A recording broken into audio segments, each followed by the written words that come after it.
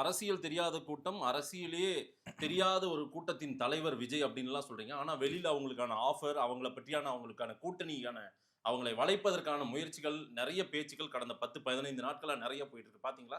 ரொம்ப பில்டப். தமிழ்நாட்டை அதிக முறை ஆண்ட கட்சி, வாங்க நீங்க சிரஞ்சீவி மாரி ஒரு முடிவு எடுத்துறாதீங்க. பவன் கல்யாண் மாரி ஒரு முடிவு எடுங்க அப்டின்றாங்க. புள்ளையார் சுழி போட்டாச்சுன்னு சொல்றாரு திரு இபிஎஸ் அவர்கள். இதெல்லாம் இருக்குல்ல அந்த கட்சிக்கு. இதுதான் பாருங்க, ஒரு 50 ஆண்டு கால கட்சி வந்து எந்த நிலைமைக்கு போயிருச்சு அப்படிங்கிறது ஒரு எடுத்துக்காட்டு. அற்ப தேர்தல் வெற்றிக்காக இந்த மாதிரியான ஆட்களை வந்து அழைக்கிற இடத்திற்கு அது தள்ளப்பட்டுச்சுங்கிறத தாண்டி இன்னொரு பார்வையும் அதுல இருக்கு. அவருக்கு தலைமையேற்க தகுதி இல்லை என்பதை எடப்பாடி பழனிசாமி அவருக்கு நல்லா தெரியும். விஜய்க்கு தலைமையேற்கும் தகுதி இல்லை. விஜய ஒரு முதலமைச்சர் கேண்டிடேட்டாவும் எடப்பாடி பழனிசாமி பார்க்கல.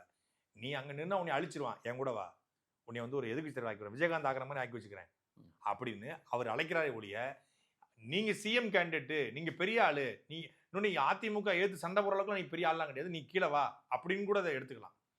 பாஜகவும் அப்படிதான் பாக்குது. விஜயை வந்து எதிர்த்து அடிப்பதை விட அரவணைச்சு அடைப்போம், எதிரி போர்ஸா மாத்துறதை விட அரவணைச்சு அறுத்துருவோம், கூட்டி வச்சு அவனை கொன்றுவோம் அப்படிங்கிற முடிவுக்கு வராங்க. நாங்க அப்படி கிடையாது. அவர் மீது எங்களுக்கு அக்கறையும் இருக்கிறது, அவர் செய்யக்கூடிய தவறுகளை சுட்டிக்காட்டவும் செய்யறோம். அதை தாண்டி நீ இந்த அரசியல் எடுக்கிறது தமிழ்நாட்டுக்கே பேராபத்தா முடிஞ்சிடும். இன்னைக்கு ஒரு 41 பேர் மரணம், கொடும் மரணம். இதை தாண்டிய மரணங்களும், இதை தாண்டிய மிகப்பெரிய சித்தாந்த விளைவுகளும் இங்க ஏற்பட்டக்கூடாது. இந்த நிலம் இப்பதான் கொஞ்சம் கொஞ்சமா பண்படுது, கொஞ்சம் கொஞ்சமா மாறுது. இங்க நிறைய கழிவுகள் இருக்கு, கழுசடைகள் இருக்கு, சாக்கடை இருக்கு. அதை தாண்டி கொஞ்சம் பண்படுது. ஓட்டுக்கு பணம் கொடுக்க வாங்காத, கோழி பிரியாணி கொடுத்து ஓட்டு வாங்க முடியாத ஒரு கூட்டம் உருவாயிருக்கு. நல்ல அரசியல லட்சியத்தை நோக்கி திரும்பிக்கிட்டு இருக்கோம். இந்த நேரத்துல இளைஞர்களை கொண்டு போய் தப்பா நீ வழிகாட்டாத அப்படிங்கிற வேதனையில தான் நம்ம பேசுறோம்.